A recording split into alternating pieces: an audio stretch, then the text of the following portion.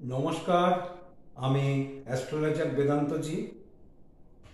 আজকের ভিডিওটা আমি প্রকাশ করব গতকাল রাত্রে অর্থাৎ 2 তারিখে বাংলাদেশের ঢাকা শহরের নিবাসী একজন ভাইয়া আমার হোয়াটসঅ্যাপে একটা সমীক্ষা দিয়েছে।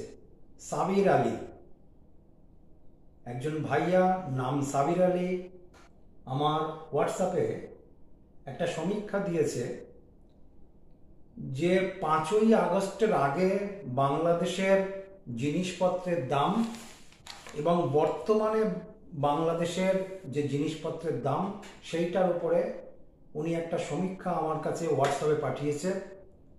আমি সমীক্ষাটা ভালো করে দেখলাম, বুঝতেই পারছিলাম, অনুভবই ছিল, টিভি চ্যানেলগুলি তো দেখছিলাম, কিন্তু 5 তারিখের আগে জিনিসপত্রের দাম যেরকম জায়গাতে ছিল দ্বিগুণেরও বেশি, প্রায় 3 গুণ চলছে। ডিম, চাল, শাক সবজি, শীতকাল শাকসবজির দাম তো কমবে, কিন্তু সেইখানে শাকসবজির দাম চরমে গিয়ে দাঁড়িয়েছে। বাংলাদেশের যে সাধারণ নাগরিক, বাংলাদেশে যারা সাধারণ জীবনযাপন করে, এই রকম মানুষের জীবন যাপন করার ক্ষেত্রে বর্তমান পরিস্থিতি অত্যন্ত প্রতিকূল হয়ে উঠেছে। সর্বত্র দাম, যেই জিনিসের দাম, মাছ মাংস কোনোটা আপনি বাদ দিতে পারবেন না, সর্বত্র 3 গুণের ওপরে দাম চলছে। তো সমীক্ষাটাতে আমি দেখে আমি বিস্ময় হয়ে গেছি। টিভি চ্যানেলগুলিতেও দেখছিলাম, কিন্তু যেহেতু ঢাকা নিবাসী সাবির আলী ভাইয়া আমাকে একটা সমীক্ষা দিয়ে এটাকে জানিয়েছে এবং ওনার লাস্টের দিকে লিখেছে আপনি যদি একটা ভিডিও প্রকাশ করতে পারেন। তা আজকের ভিডিওটা বিশেষ করে আমার সেই ভাইয়ার উদ্দেশ্যে, সাবির আলীর উদ্দেশ্যে, এবং বাংলাদেশের সমগ্র মানুষ তো আমার ভিডিওটা শুনবে। শুধু জিনিসপত্রের দাম নয়, আগুন ছোঁয়া শুধু জিনিসপত্রের দাম নয়, বাংলাদেশের যে অর্থনীতির যে কাঠামোটা, যদি আমি ব্যাংকিং সেক্টরে যাই, সেক্ষেত্রে বাংলাদেশের যে অর্থনীতি, ব্যাংকিং সেক্টর অত্যন্ত দুর্বল হয়ে পড়েছে। শেয়ার বাজার, যেখানে সঞ্চিত টাকা ছিল বাংলাদেশের, সেই শেয়ার বাজার আজকে তলানিতে গিয়ে ঠেকেছে এবং শেয়ার বাজারে বাংলাদেশের যে সঞ্চিত অর্থ ছিল সেই অর্থও নেই, সেই অর্থ লোপাট। সুতরাং বাংলাদেশের যে অর্থনীতির যে কাঠামোটা, যেই কাঠামোর ওপরে সমাজের সব মানুষের অর্থনীতি, জীবনযাপন, বসবাস সবকিছুই নির্ভর করে, সেইটা কিন্তু অত্যন্ত দুর্বল হয়ে পড়েছে 5 তারিখের পর থেকে। বাংলাদেশের সবচেয়ে বড় শিল্প হচ্ছে বস্ত্রশিল্প। বস্ত্রশিল্পে বাংলাদেশ পৃথিবীর কিছু দেশকে বস্ত্র সাপ্লাই করে থাকে। দেখা যাচ্ছে বস্ত্রশিল্পের অবস্থাও খুব কঠিন, বহু শ্রমিকের কিন্তু চাকরি ইতিমধ্যেই গেছে। বস্ত্র শ্রমিকের চাকরি, যারা এই সকল কলকারখানাগুলিতে চাকরি করে নিজের জীবিকা অর্জন করত, তাদের চাকরি ইতিমধ্যেই গেছে এবং বস্ত্রশিল্পের বর্তমান অবস্থাও খুব কঠিন জায়গাতে গিয়ে দাঁড়িয়েছে বাংলাদেশে। ফলে যে অর্থের যে সোর্স, সেইটা কিন্তু খুবই কঠিন। আমি যদি চাকরির ক্ষেত্রে যাই, বেসরকারি চাকরি তো ছাড়ুন, কলকারখানায় যদি দুর্বল থাকে তাহলে বেসরকারি চাকরি বাকরি কোথা থেকে আসবে? সরকারি চাকরি আগে যারা করত তারা সর্বত্র বদলি হয়ে গেছে, সর্বত্র বদলি হয়ে গেছে।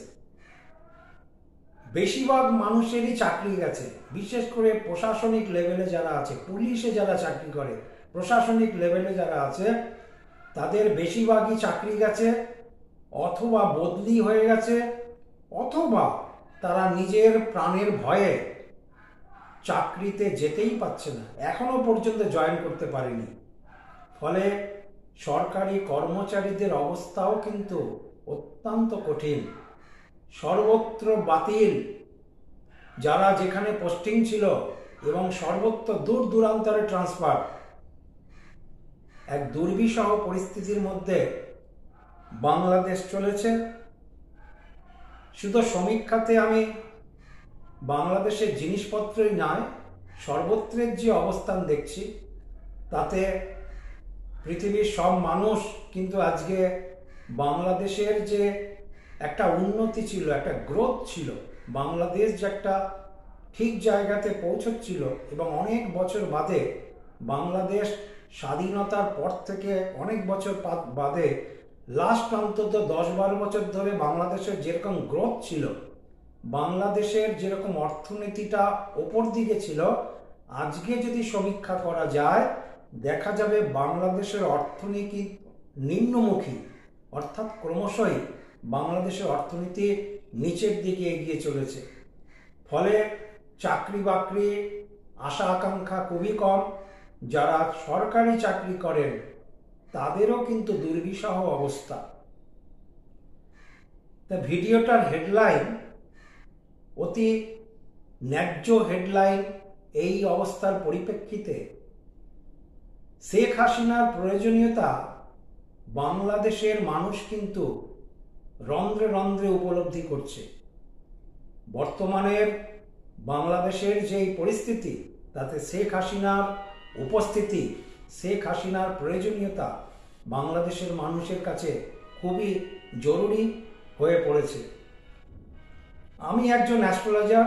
সবার আগে আমি হরোস্কোপটার দিকে যাব। সবাই আশা আকাঙ্ক্ষা করছে যে বাংলাদেশের এই রকম পরিস্থিতি থেকে আমরা কতদিনের মধ্যে মুক্তি হতে পারবো। আমাদের মুক্তি চাই।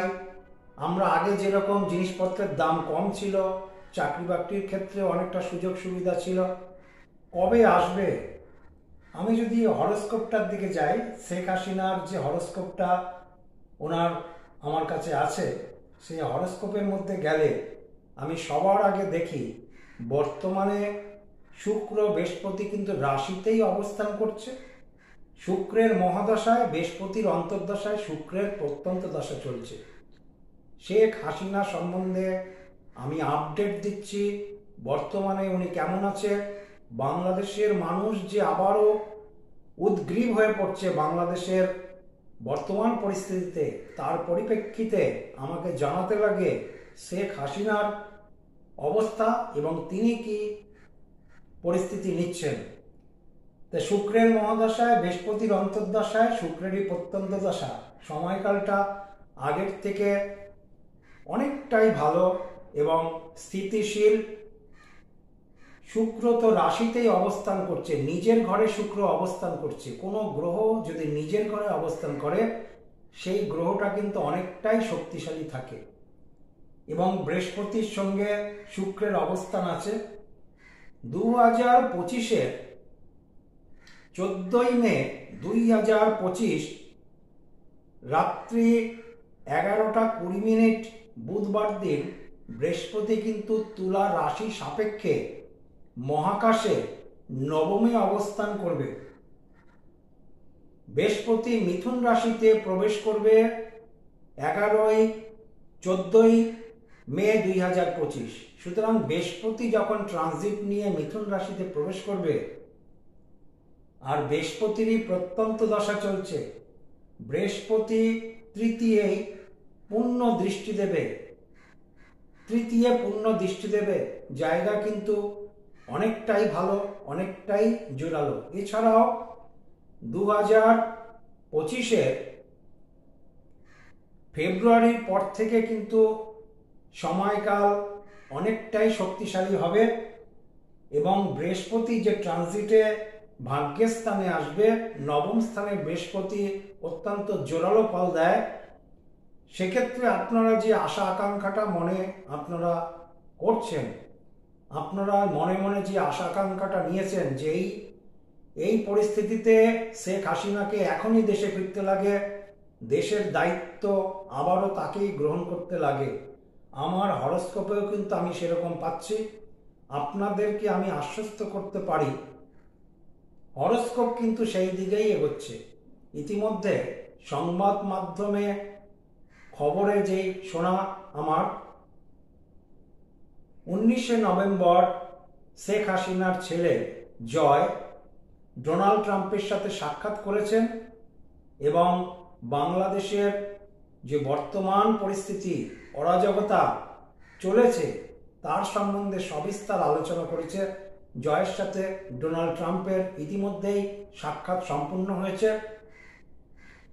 সুতরাং আপনারা মনে যে আশাটা নিয়ে এগোচ্ছেন, শেখ হাসিনার হরস্কোপেও কিন্তু সেই জায়গাটাই কিন্তু পরিষ্কার করছে, সেই জায়গাটাই কিন্তু এগোচ্ছে। সুতরাং আমি বলতে পারি সময় ঢুকছে, এতটা দুর্বল হওয়ার কোনো কিছু নেই, এতটা ভীত হওয়ার কোনো কিছু নেই। যাদের সরকারি চাকরি গেছে, বহু মানুষ আছে, বিশেষ করে প্রশাসনিক লেভেলে যারা পুলিশ বা অন্যান্য প্রশাসনিক ডিপার্টমেন্টে ছিল, সর্বত্র চাকরি গেছে, সর্বত্র ট্রান্সফার হয়েছে এবং বেশিরভাগ অফিসার বা কর্মচারী এখনো পর্যন্ত জয়েন করতে পারেনি। আর এদের মধ্যে একটা বড় অংশ পালিয়ে আছে। কোথায় আছে এদের কোনো ঠিক ঠিকানা নেই, আদৌ বেঁচে আছে কিনা কেউ জানেই না। এদের মধ্যে একটা বড় অংশ পালিয়ে রয়েছে। সুতরাং গভর্নমেন্ট যে চলবে সেই পরিস্থিতিও বর্তমানে নেই, খুব ভয়াবহ অবস্থা। এটা সারা পৃথিবীতে মানুষই দেখতে পাচ্ছে, টিভি চ্যানেলগুলিতেও আমরা সেই রকম দেখছি। আমি যে শেখ হাসিনা সম্বন্ধে আপডেট দিচ্ছি বা বর্তমান পরিস্থিতিতে বাংলাদেশের মানুষ যে উদ্গ্রীব হয়ে গেছে, বাংলাদেশের মানুষ চাইছে এখনই শেখ হাসিনা দেশে ফিরে এসে দেশের দায়িত্ব গ্রহণ করুক, সেই জায়গাটা থেকে আমি দাঁড়িয়ে বলতে পারি যে সময়কাল কিন্তু ঢুকছে, এত ভয় ভীতির কোনো কিছু নেই। আবারও কিন্তু শেখ হাসিনা বাংলাদেশের দায়িত্বেই আবারও থাকবে, খালি সময়ের অপেক্ষা। 2025-এ বৃহস্পতি সবচেয়ে শুভ গ্রহ, বৃহস্পতিরই অন্তর্দশা চলছে। সেই বৃহস্পতি ভাগ্যের স্থানে অবস্থান করবে নবমে, আর তৃতীয় রাশিভিত্তিক তৃতীয় পূর্ণ দৃষ্টি দেবে, এটা খুবই ভালো। সুতরাং 2025 ফেব্রুয়ারি পড়তে দিন, তারপরে কিন্তু অল্প অল্প করে ভালোর দিকেই এগোবে। আমার গণনাতে আমি যেটা দেখছি আপনাদেরকে আমি সেইটাই বলতে পারি। তবে বর্তমানে বাংলাদেশের যে পরিস্থিতি, বাংলাদেশের যেই গভর্নমেন্ট যে একটা সাম্প্রদায়িক একটা দাঙ্গা একটা সারা পৃথিবীর ওপরে ছড়িয়ে দিয়েছে, কেন টিভি চ্যানেলগুলি খুললেই দেখা যাচ্ছে বাংলাদেশের হিন্দু সম্প্রদায় যেরকমভাবে নির্যাতন নিপীড়ন হচ্ছে, আমার মনে হয় এটা সরকারের লজ্জা, এটা পরিবর্তন করা দরকার। এটা যতদিন পরিবর্তন না হবে ততদিন কিন্তু আমার হিসাব মতন সরকারেরই দুর্নাম বদনাম বাড়বে আন্তর্জাতিক ক্ষেত্রে। ফলে সেটা পরিবর্তন করা অতি দ্রুত প্রয়োজন আছে। আর বর্তমানে আমি যেটা দেখছি, যেহেতু শুক্র রাশিতেই অবস্থান করছে, শুক্র চররাশিতেই চরগ্রহটা অবস্থান করছে, এক্ষেত্রে কিন্তু আমি বলতে পারি চররাশি চরগ্রহ চররাশিতে অবস্থান করছে, ফলে বিদেশ নীতি কিন্তু যথেষ্টই ভালো থাকবে। শেখ হাসিনা কিন্তু বসে নেই, আপনারা ভাবছেন উনি এক জায়গায় স্থির আছেন। চররাশির যখন মহাদশা চলে তখন কিন্তু কেউ এক জায়গাতে স্থির থাকে না, উনি বিভিন্ন জায়গায় মুভমেন্ট করছে, বিভিন্ন দেশের রাষ্ট্রনায়কের সাথে উনি কথাবার্তা চালাচ্ছেন এবং বাংলাদেশের যে পরিস্থিতিটা নিয়ে উনি যে উদ্বিগ্ন, উনি যে অত্যন্ত চিন্তিত, সেইটা কিন্তু উনি প্রকাশ করছেন। কেন শুক্র কিন্তু চরগ্রহ চররাশিতেই আছে। চররাশির যখন মহাদশা চলে তখন কেউ এক জায়গাতে স্থির অবস্থাতে থাকে না। সুতরাং তার কর্মকাণ্ড কিন্তু উনি পৃথিবীর বড় বড় রাষ্ট্রনায়কদের সঙ্গে নিয়মিত আলোচনা, নিয়মিত যোগাযোগ উনি চালিয়ে যাচ্ছেন। ফলে আমার মতে যে ঘটনাটা ঘটেছে, আপনারা যে সবাই দুঃখিত বা বর্তমানে বাংলাদেশের যে নিয়ন্ত্রণহীন, কোনো কিছুর উপরে নিয়ন্ত্রণ নেই, না বাজারের উপরে নিয়ন্ত্রণ, না মানুষের উপরে নিয়ন্ত্রণ। ফলে এই পরিস্থিতির কখনোই বেশি দিন চলতে পারে না।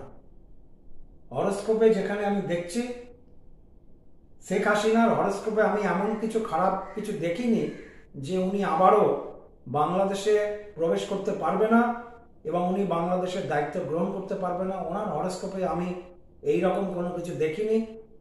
আজকের শেখ হাসিনা সম্বন্ধে আপডেটে আমি বলতে পারি উনি কিন্তু এক জায়গাতে স্থির নেই। উনি কিন্তু ওনার কর্মকাণ্ড কিন্তু চালিয়ে যাচ্ছে। বাংলাদেশ নিয়ে যে উনি চিন্তিত এবং পৃথিবীর রাষ্ট্রনায়কদের সাথে উনি আলোচনায় সেটা ব্যস্ত। পৃথিবীর বিভিন্ন বড় বড় দেশের রাষ্ট্রনায়কের কাছে বাংলাদেশ সম্বন্ধে ওনার যে চিন্তাধারা সেইগুলি উনি কিন্তু ব্যক্ত করছেন।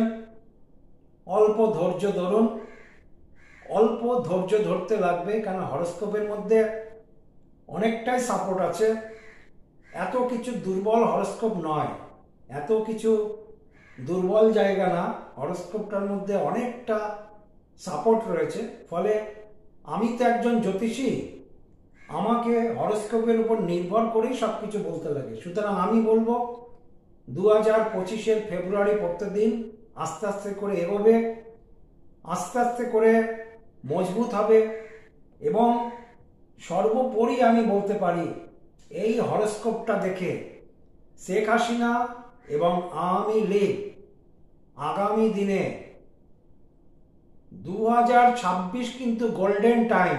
2026 মনে রাখবেন, 2026 গোল্ডেন টাইম। 2025 থেকেই তার কিন্তু প্রভাব শুরু হবে, কেননা 2025-এ সবচেয়ে শুভগ্রহ বৃহস্পতির কিন্তু ট্রানজিট থাকবে এবং বৃহস্পতি ভাগ্যস্থানেই অবস্থান করবে। আর ওনার কিন্তু রবি তুঙ্গস্থ হবে এপ্রিলে মহাকাশে। ফলে আমার হিসাব মতন চিন্তার কোনো কিছু কারণ নেই, সময় অত্যন্ত ভালো আসছে, খালি অল্প ধৈর্যের ব্যাপার। আপনারা সবাই ভালো থাকবেন। আমার ভিডিওটাকে আপনারা সাবস্ক্রাইব করুন, শেয়ার করুন, লাইক করুন। আমার ভিডিওটা যাতে আপনাদের মোবাইলে ঠিক মতন পৌঁছাতে পারে, সাবস্ক্রাইব করা থাকলেই আমি ভিডিও দিলেই আপনাদের মোবাইলে পৌঁছাবে। নমস্কার, সবাই ভালো থাকবেন।